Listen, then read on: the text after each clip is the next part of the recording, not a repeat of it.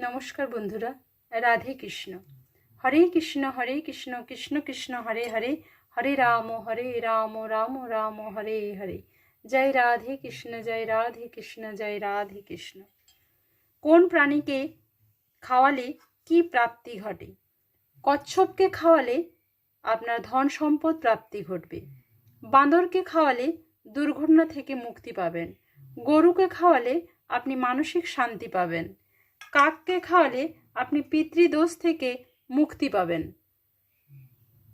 হাতিকে খাওয়ালে ঐশ্বর্য প্রাপ্তি ঘটবে। আর কুকুরকে খাওয়ালে আপনার শত্রু নাশ হবে, শত্রু থেকে আপনি মুক্তি পাবেন। হরে কৃষ্ণ কৃষ্ণ কৃষ্ণ হরে হরে, হরে রাম রাম রাম হরে হরে। জয় রাধে কৃষ্ণ, জয় রাধে কৃষ্ণ, হরে কৃষ্ণ। আর একটা কথা, বৃহস্পতিবার এই কাজ করুন, সৌভাগ্য ফিরে পাবেন।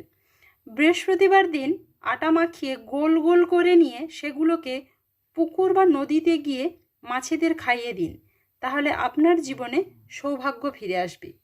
বৃহস্পতিবার দিন এই কাজটা আপনারা অবশ্যই করবেন, দেখবেন অবশ্যই আপনাদের ফল লাভ হবে।